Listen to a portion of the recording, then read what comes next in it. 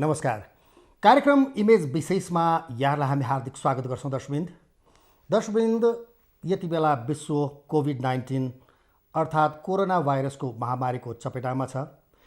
तपाईँ हामीहरू लकडाउनमा छौँ दर्शकवृन्द, विगत 55 दिनदेखि, र सङ्क्रमितहरूको सङ्ख्या बढ्दो छ दर्शकवृन्द। हिजो मात्र एकजनाको यही भाइरसका कारण मृत्यु भएको, सुत्केरी महिलाको मृत्यु भएको पुष्टि भएको छ। र यता सरकारले नीति तथा कार्यक्रम प्रस्तुत गरेको छ सदनमा, र जसमा विवादित भूमि लिपुलेक, कालापानी, लिम्पुवाधुरासम्मको नक्सा जारी गर्ने उत्साहित कुरा गरेको छ। र त्यही दिन यता भारतका सेना अध्यक्षले यो कसैको इसारामा नेपालले बोल्दै गरेको हो भन्ने चीनतिर इसारा गरेको देखिन्छ। त आज यिनै विषयमा हामी चर्चा गर्नेछौँ। त्यसका लागि आज हामीले नेकपाका राष्ट्रिय सभाका सदस्य, सरकार पक्षका भनिए पनि बेला बेलामा प्रतिपक्षभन्दा चर्को गरी आवाज उठाउने सांसद रामनारायण बिडारीलाई आज हामीले यहाँहरूसँग सम्पर्कमा जोड्नेछौँ। म उहाँलाई स्वागत गर्न चाहन्छु। बिडारी सर, स्वागत छ कार्यक्रममा। धन्यवाद। सुनिया छ मैले बोलेको? प्रश्न छ? सुनिया छ, धन्यवाद। मानिज्यू, अब तपाईँहरूले अस्ति संसदमा राष्ट्रपतिबाट नीति तथा कार्यक्रम प्रस्तुत हुँदाखेरि सबैभन्दा जोडले टेबल ठोकिएको अवस्था भनेको सरकारले विवादित भूमि लिपुलेकदेखि लिम्पुवाधुरा कालापानीको नक्सा जारी गर्ने भन्दाखेरि सबैभन्दा बढी ताली पिटिएको, टेबल ठोकिएको अवस्था हो। र यता तपाईँहरू ताली ठोक्दै गर्ने, अनि भारत सरकारले चाहिँ नि नक्सासहित आर्मी राखेर सो भूमिमा आफ्ना कार्यक्रमहरू गर्दै गरेको जस्तो देखिने अवस्था होला जस्तो छ, होइन त? अब यो चाहिँ आजबाट भएको होइन, तपाईँहरू सबैलाई थाहा भएको कुरा हो। 1962 सनदेखि नै कालापानी क्षेत्रमा भारतीय सेनाहरू बसिराखेको, पटक पटक नेपालको राजनीतिमा चाहिँ नि नारा लगाएर विरोध गर्दै आएको, र अहिले चाहिँ नि सुगौली सन्धि पछिको नेपालको नक्सा चाहिँ नि ब्रिटिस सरकारले तयार पारेको, त्यो बेलाको इस्ट इन्डिया कम्पनी चलाउँदाखेरिको पारेको अवस्थामा हाम्रो देशको चाहिँ काली नदी नै हाम्रो देशको पश्चिमी सिमाना भनेर प्रष्ट गरेको काली नदीको मुहान लिपियाधुरा भएको, यो कुरा सबै अहिले भौगोलिक तथ्यले स्पष्ट भएको हुँदा र विगतका सरकारहरूले पनि यसको विरोध गर्दै आएको, अहिले झन् वर्तमान सरकारले किटानका साथ मन्त्री परिषदबाट पनि निर्णय गरेको र सर्वपक्षीय सर्वदलीय सम्मेलनबाट पनि पारित गरेको, मिटिङबाट पनि पारित गरेको, र अहिले चाहिँ नि कार्यपत्र कार्यनीति चाहिँ नेपाल सरकारको नीति तथा कार्यक्रममा पनि स्पष्टताका साथ अब किटानका साथ नक्सा त्यो हाम्रो अतिक्रमण गरेको भूभाग लिपियाधुरा सहितको कालापानी क्षेत्र सबै लिपुलेक सहित सबैलाई चाहिँ नि समेटेर त्यो चाहिँ नि जमिन, अतिक्रमित जमिनलाई नेपालको नक्साभित्र हालेर नेपाललाई चाहिँ नि नक्सा प्रसारण गर्ने जुन निर्णय नक्सा हामीले ताली बज्नुको। बिडारी सर, मैले तपाईँलाई रोकेँ, यहाँनिर रोकेँ। नक्सा हामीले जारी गर्लौँ, तर कार्यक्रम उनीहरूले जुन भूमि छ प्रयोग चाहिँ उनीहरूले गरिरहने अवस्था त देखियो नि, होइन? यहाँ नक्सा जारी गर्दैमा त केही नहोला? त्यसको निम्ति जसरी धेरै लामो समय बङ्गलादेश र भारतको सीमाको विषयमा विवाद थियो, पछि बङ्गलादेश र भारतको सीमाको कूटनैतिक प्रकारले मित्रताकै आधारमा वार्ताबाटै जुन काम भयो नि, हो त्यस्तै अहिले त्यहाँ सडक बनेको छ भने त्यो सडक नेपालको भूमिमा छ, त्यसको तिरो नेपाललाई तिर्नुपर्छ, त्यसको आम्दानी नेपालले पाउनु पर्दछ। यो हामीलेसम्म बनाउने काम बनेका हौँ। मानव सरोवर भन्ने चाहिँ साझा चाहिँ नि तीर्थस्थल हो, समस्त हिन्दूहरूको तीर्थस्थल हो। त्यसकारणले नेपालको भूमिमा पनि त्यो बाटो पर्यो। हामीले त्यो बाटोको चाहिँ नि नेपाललाई दिनुपर्ने जे हो त्यो दिन्छौँ भनेर भारतले भनेर वार्ता गरेर सिमाना सच्याएपछि हुन्छ। यो काम चाहिँ नि गर्न अगाडि बढ्नको निम्ति सरकार अगाडि बढ्छ र यही सरकारले गर्छ अब। र अब टुङ्ग्याउँछ यो। अब थाँती रहँदैन। यो चाहिँ नि 50-60 वर्षसम्म थाँती भएछ, अब थाँती रहँदैन, यो चाहिँ टुङ्ग्याउँछ। भन्दाखेरि अब 2/3 सरकारलाई पनि भारत सरकारले त नटेरेकै अवस्था देखियो नि त। होइन, भारत सरकारले 2/3 सरकारलाई नटेर्या नि हेपेको हो, बेइमानी गरेको हो, थिचोमिचो गरेको हो, अहमता देखाएको हो। र यो कुरा नेपाललाई गरे हो, नेपालीलाई गरे हो, 2/3 सरकारलाई गरे होइन। हिजो चाहिँ नि तपाईँ भन्नुहोस् न, हिजो चाहिँ यो कालापानीमा सैनिक कुन बेलामा राखे हो? त्यही बेलादेखि थिचोमिचो गरे हो। यो कालापानीमा यो समग्र नेपालीलाई गरे हो, नेपाललाई गरे हो। अन्तर्राष्ट्रिय कानुन मिचेको हो, अन्तर्राष्ट्रिय सीमा सम्बन्धी सिद्धान्त मिचेको हो, यो बलमिच्याइ हो। र भारतको प्रधान सेनापतिले बोल्ने कुरा पनि होइन यो भारतको डिप्लोमेसी परराष्ट्र मन्त्रीले बोल्ने कुरा हो, भारतको प्रधानमन्त्रीले बोल्ने कुरा हो। त्यहाँको सेनापतिले बोल्ने भनेको धक्कु लगाएको हो, फुर्ती लगाएको हो, शान देखाएको हो। ल अब तपाईँको अस्ति कुरा भइहाल्यो होइन, परराष्ट्र मन्त्रीले डिप्लोमेटिक नोट चाहिँ नि भारतीय राजदूतलाई दिएको भन्ने कुरा गर्नुभयो। तर भारतीय राजदूतले यो हाम्रै हो भनेर दिएको चिठी चाहिँ नि विषयमा त बोल्नु भएन। भन्दाखेरि दुविधा त देखियो नि, होइन? त दुविधाको कुरा उहाँहरूले भारतले यसलाई झमेला गरेका छ। हामीले यसलाई चाहिँ नि हामीमाथि अतिक्रमण भयो भनेका छौँ। यो विषय वार्ताद्वारा टुङ्गिन्छ र यो ऐतिहासिक दस्तावेज, नेपालको भौगोलिक स्थिति, नेपालको जनता, त्यहाँ भएको काम कारबाही, 2018 सालको जनगणना सहितलाई समेत हेर्दाखेरि यो नेपालको हो। अब चाहिँ वर्तमान अवस्थामा वार्ताद्वारा समाधान गर्नुपर्छ। सरकारले त्यही काम गर्छ, सदनले त्यही पास गर्छ। र अब तपाईँको भूमि व्यवस्था मन्त्रीले कुनै एउटा टेलिभिजनलाई दिएको अन्तर्वार्तामा नेपालको इतिहासमा कहिले पनि त्यो भूमि हाम्रो थिएन, देखिएन, त्यो हुँदा पनि होइन भनेर बोल्नु भयो नि त। किन बोल्नु भयो त्यसरी? त्यो बोलेको त्यस्तो बोलेको जस्तो मलाई लाग्दैन। होइन, यो शब्द बोल्नु भएको छ त, लिङ्क आएको छ नि। रहेनछ नि भन्नुभयो होला त। यो कुरा थिएन, देखिएन भन्नुभएको पर्यो नि। नक्सा सो बमोजिम बनाइएन छ। भारतले नै नक्सा बनाइएकोलाई नेपालले रिप्रिन्ट गरेको कारणले गर्दा त्यस्तो भएको देखिन सक्छ। त्यही कारणले चाहिँ त भनियो त, नक्सा सुधार सहितको नक्सा प्रकाशन गरेर त्यो भूभाग फिर्ता ल्याउने अहिलेको सरकारको अठोट छ। अहिलेको सरकारले के अठोट गर्यो? नक्सा संशोधन गरेर, सुधार गरेर त्यो भूभाग नेपाललाई फिर्ता ल्याउने अठोट यो कार्यपत्रले, यो कार्यनीति तथा कार्यक्रमले गरेको छ। हो, अलिकति अगाडि फर्केर हेरौँ। अघि तपाईँले भन्नुभयो कहिलेदेखि, यो सरकारको बेलामा होइन, पहिलादेखि नै हो।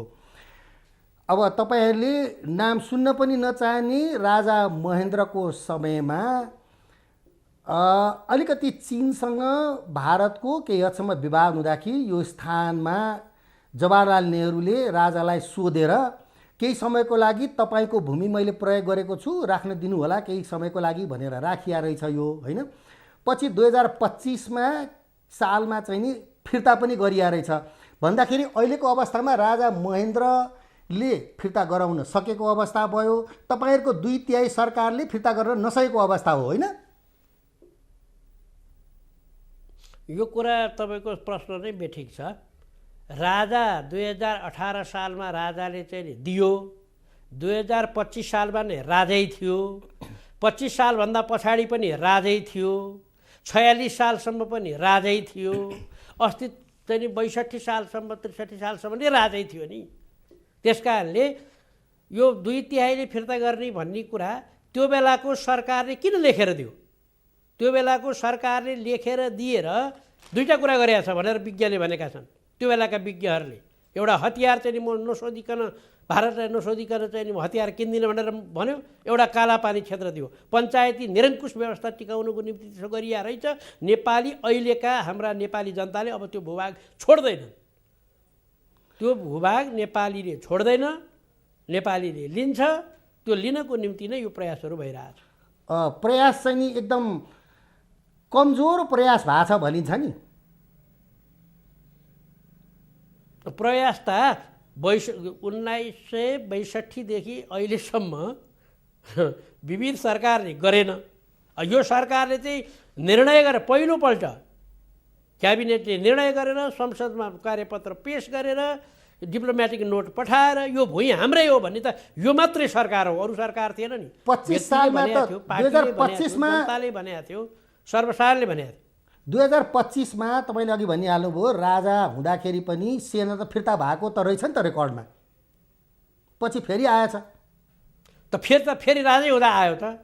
फिर्ता आएको, फिर्ता गरेको, एक्चुअल्ली फिर्ता गरेको नगरेको भन्दा पनि त्यो त अहिले पनि रहेछ त। राजा भएको बेला अहिले आयो र यसपालि आयो र कालापानी क्षेत्रमा यसपालि सेना आएर बस्या हो।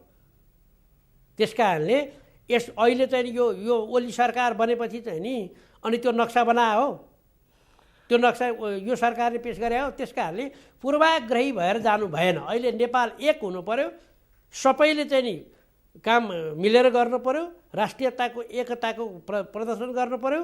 त्यस कारणले राजावादीले पनि त्यही अनुसार कुरा गर्नु पर्यो, नराजावादीले पनि त्यही अनुसार कुरा गर्नु पर्यो। बिडारी सर, अब जस्तो बाटो उतापट्टि खनिसकेपछि मात्रै हाम्रो सरकारले थाहा पाउने कस्तो हो यो? कति कमजोर सरकार होइन? होइन, यो कस्तो हो भन्ने कुरा त यो आजबाट गरे हो त भने 2005 सालदेखि अथवा 2019 बाटो खनेर उद्घाटन गरेपछि रक्षा मन्त्रीले उद्घाटन गरेपछि मात्रै हाम्रो सरकारले थाहा पायो नि त ए बाटो त खनेछ लौ भनेर। त्यस्तो होइन, त्यो बाटो खनिरहेको कुरा सरकारलाई चाहिँ नि जानकारी थियो। अनि किन कुरा उठाएन त? विभिन्न प्रकारको चाहिँ नि तरिकाले रोक्ने काम। अब रोक्ने काम त बलमिच्याइ गर्यो त, मैले भने त बलमिच्याइ गर्यो। अब अहिले चाहिँ नि जब उद्घाटन गर्ने सञ्चालन गर्ने भएपछि नेपालले अब त्यसलाई स्टेपको रूपमा लिने भयो, अब एक्सनको रूपमा लिने भयो। कि अहिले एक्सनमा रूपमा लिन नहुने हो त? यसको अर्थ पहिला बोले अहिले बोले भन्ने हो त तपाईँहरूको? अहिले पनि त बोल्नु पर्यो, पहिला पनि बोल्यो। यो 2005 सालदेखि तयार के अरे यो बाटो स्किम थियो। आजै गरे त होइन, आजै त्यो बाटो बनाएर सम्पन्न गरेर गरे त होइन। त्यस कारणले अहिले पनि हामी भन्छौँ यो त्रिपक्षीय वार्ता हुनुपर्छ। चीनको, भारतको र नेपालको यो त्रिबिन्दु हो, त्रिपक्षीय एक्सपर्ट हो। त्यस कारणले अब यसलाई चाइनासँग अहिले हाम्रो खास विवाद छैन। चाइनासँग जे कुरा गर्नुपर्ने थियो सरकारले पछि गर्ला। अहिले भारतसँगको विवाद हो। भारतले त्यो भूमि छोड्नुपर्छ, त्यहाँबाट सेना हटाउनुपर्छ, त्यो बाटो नेपाललाई हस्तान्तरण गर्नुपर्छ, त्यो बाटो बापतको पैसा भारतले नेपाललाई आम्दानी दिनुपर्छ। त्यही अघि तपाईँले भन्नुभयो यो त्रिपक्षीय सम्झौता हुनुपर्छ भन्नुभयो होइन? अब यो विषयमा विचार गर्दाखेरि त्रिपक्षीय वार्ता भन्नुभयो नि तपाईँले होइन? अब अघिल्लो 2 वर्ष अगाडि भनौँ भारतीय प्रधानमन्त्री नरेन्द्र मोदी चीन भ्रमणमा जाँदाखेरि यो विषयमा चाहिँ नि हामीले यो बाटो खोल्नको लागि समझदारी भएको जस्तो देखिएको छ भन्दाखेरि यसमा त चीनको पनि समर्थन त देखियो। त्यति बेला चीनले त भन्न त भनेन यो चाहिँ नि नेपाललाई सोधेर मात्रै गर्नुपर्छ, तपाईँ हाम्रो द्विपक्षीयको कुराकानीबाट मिल्दैन भनेर त भने होइन र? त्यो चीनलाई अहिले विवादमा नल्याउनुहोस्, ल्याउन कोसिस नगर्नुहोस्। चीनले त्यो नेपालले दाबी गर्नु पर्यो, नेपालले भनेपछि चीनले आफ्नो स्टेटमेन्ट दिने हो। अहिले पनि त भारतले नेपालमा बाटो त बनाइदिएको छ नि, त्रिभुवन राजपथै भारतले बनाइदिए।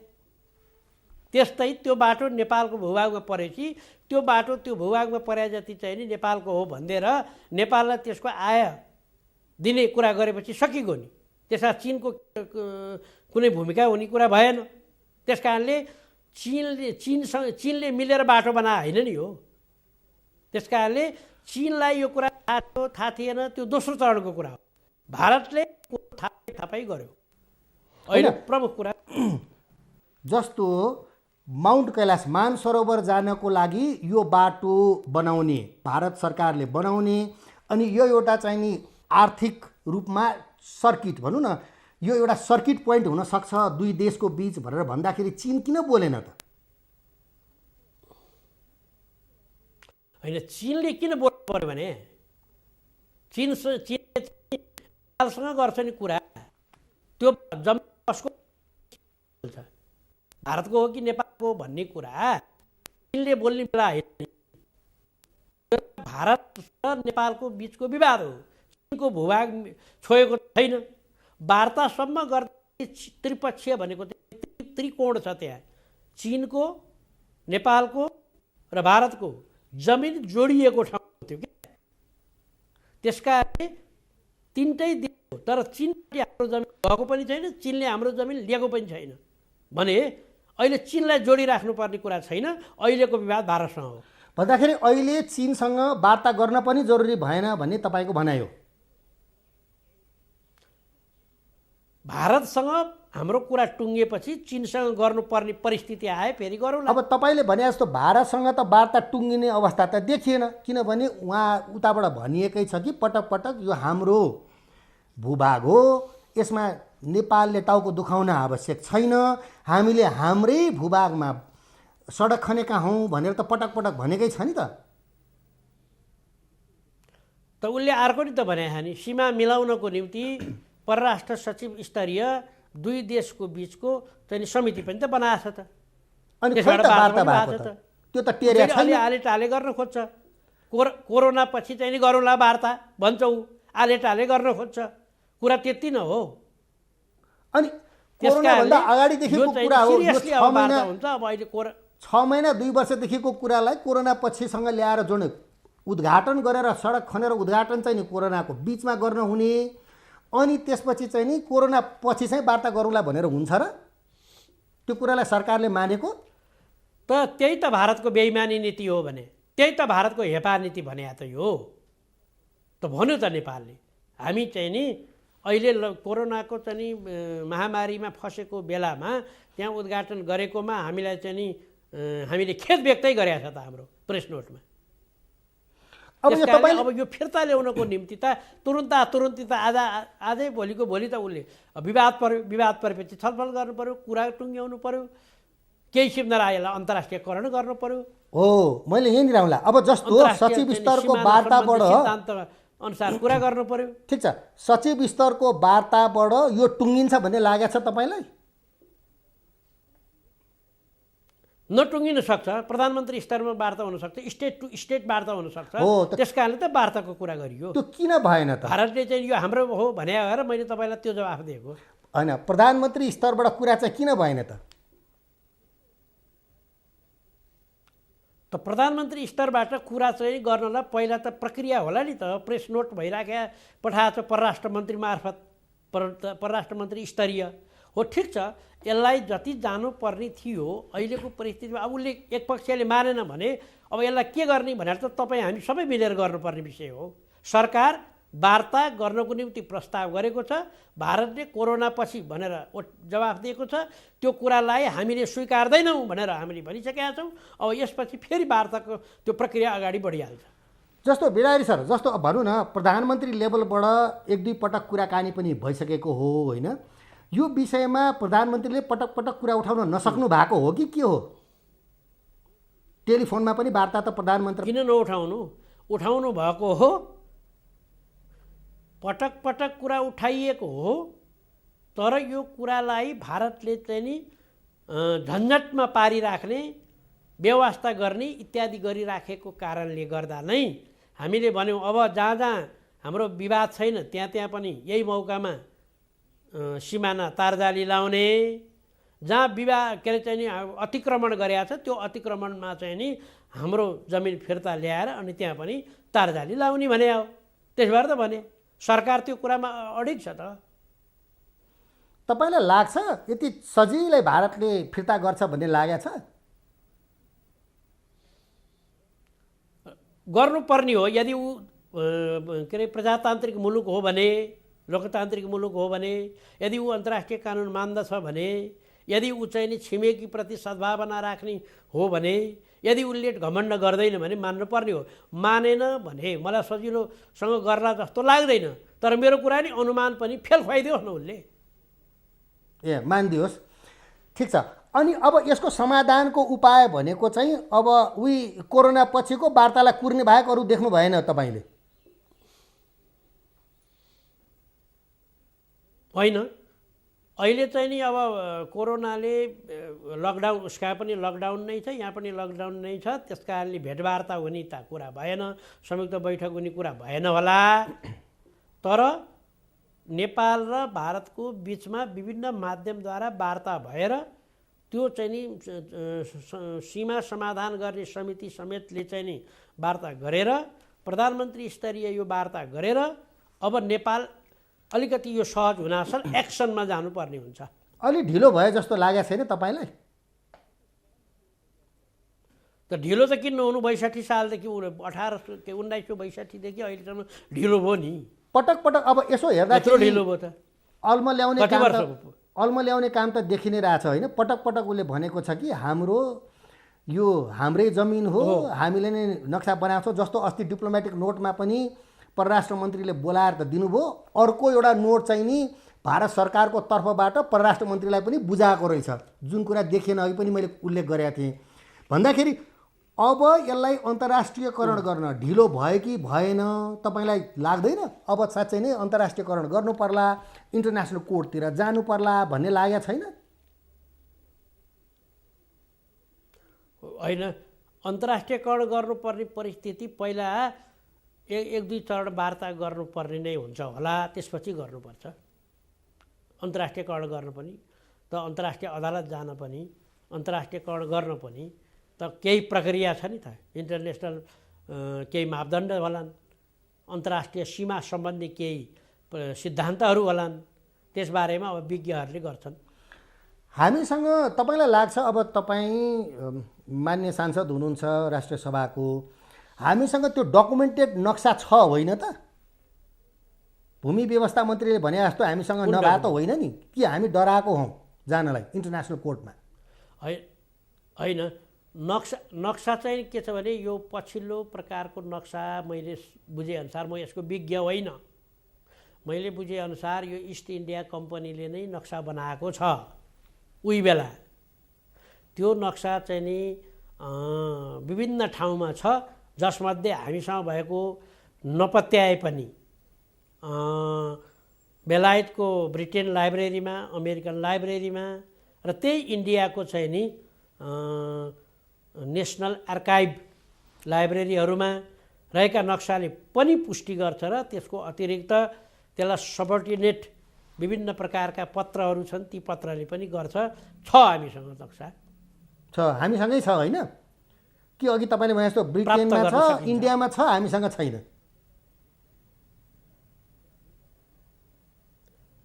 हजुर, कि तपाईँले भने जस्तो हामीसँग छ होइन त? कि अघि तपाईँले भने जस्तो ब्रिटेनमा छ, बेलायतमा छ, भारतमा छ, तर हामीका चाहिँ सुरक्षित साथ राख्न सकिएको छैन? यो नयाँ नक्सामा त्यो देखिएन होइन? भारतले नै बनाइदिया नक्सा रहेछ त्यो त मैले भनिहालेँ। पुरानो नक्सा चाहिँ कसले बनाएको भने इस्ट इन्डिया कम्पनी सहितले बनाएको।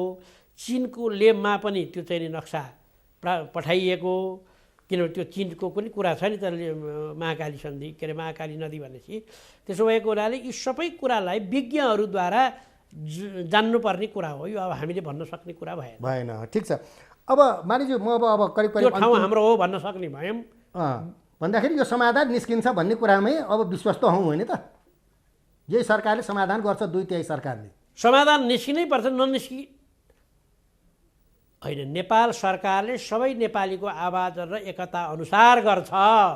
यो 2/3 जोड्नै परेन भने यहाँ 1/3 पनि भएर अल्पमतको सरकार बने भए पनि नेपालको विषय आएपछि त्यही अनुसार जानु परेन। सानो पार्टीले दल चलाएछ भन्ने कुरा हो र? या 2/3सँग सरकारै भएन नि। नेपाल सरकार बन्यो, त्यो नेपाल सरकार र भारत सरकारको बिचको कुरा हो। भारत सरकार मोदी, अहिलेको मोदीको त्यो नेतृत्वको सरकार। ठिक छ। अब मानेज्यू, मैले अन्तिम प्रश्न राखेँ। अब यही संसदबाट एमसिसी पारित गरिने कुरा आएको छ नि, के हो? अब एमसिसीको अध्ययन गर्न हाम्रो पार्टीले कार्यदल गठन गरेका थियो। कार्यदलले सुझाव दिएको छ। त्यो सुझाव अनुसार नेपालको अहित नहुने गरी, नेपालको अहित नहुने गरी, राष्ट्रिय सार्वभौम सत्ता नेपाललाई प्रभाव केही नपर्ने गरी सबै देशको हामीले सहयोग स्वीकारिराखेका छौँ नि। एमसिसीको मात्रै किन, सबै देशको स्वीकारेका छौँ। हामीलाई चिनले पनि मद्दत गरिराखेका छ, हामीलाई भारतले पनि मद्दत गरिराखेका छ, हामीलाई अमेरिकाले पनि मद्दत गरिराखेका छ। त्यस कारणले एमसिसी पासको कुरामा यदि यो चाहिँ इन्डो पेसिफिक स्ट्राटेजी सैन्य गठबन्धन सम्बन्धमा संलग्न छैन भने यो पास भइहाल्छ।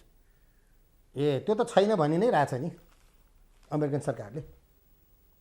त्यो कुरा होइन भनिरहेको छ। छैन भने पास हुन्छ भन्दाखेरि तपाईँहरू पास गराउनेतिर लाग्नुहुन्छ। अब यो चाहिँ यो स्थितिमा होइन, यो चाहिँ के छ भने सरकार र अब काङ्ग्रेस पनि पास गर्नुपर्छ भनिराखेको छ, मधेस केन्द्रीय दलले पास गर्नुपर्छ भनिराखेको छ, सरकार पनि पास गर्नुपर्छ भनिराखेको छ। नेकपा चाहिँ यसलाई अध्ययन गरेर केही परिमार्जन गर्नुपर्छ भनिराखेको छ। केही परिमार्जन भएर पास होला। पास होला है। परिमार्जन भयो भने पास हुँदैन भनेर भनिरहेको छ नि। यो चिजलाई हामी गर्दैनौँ भनेर अमेरिकन उसले त्यो चिजहरू आएको छ नि, परिमार्जन सहितको लागि पास नगरिने भनिएको छ नि त, होइन? होइन, अमेरिका यो त होइन, सम्झौता भने दुई पक्ष हो। उहाँले नगरे पनि हुँदैन, हामीले नगरे पनि हुँदैन। त्यस कारण दुइटैले गर्नु पर्यो। ठिक छ बिडायर सर, इमेज विशेषलाई जानकारी दिनुभयो, त्यसको लागि धेरै धेरै धन्यवाद। मेरो पनि सबैलाई नमस्कार छ। दर्शकवृन्द, उहाँ हुनुहुन्थ्यो राष्ट्रिय सभाका सांसद राम नारायण बिडारी। हामीलाई यो विवादित भूमिको विषयमा जानकारी दिँदै। हस् त, आजको इमेज विशेषको निर्धारित समय पनि सकिसकेका छ। पुनः भोलि उपस्थित हुनेछौँ। नमस्कार।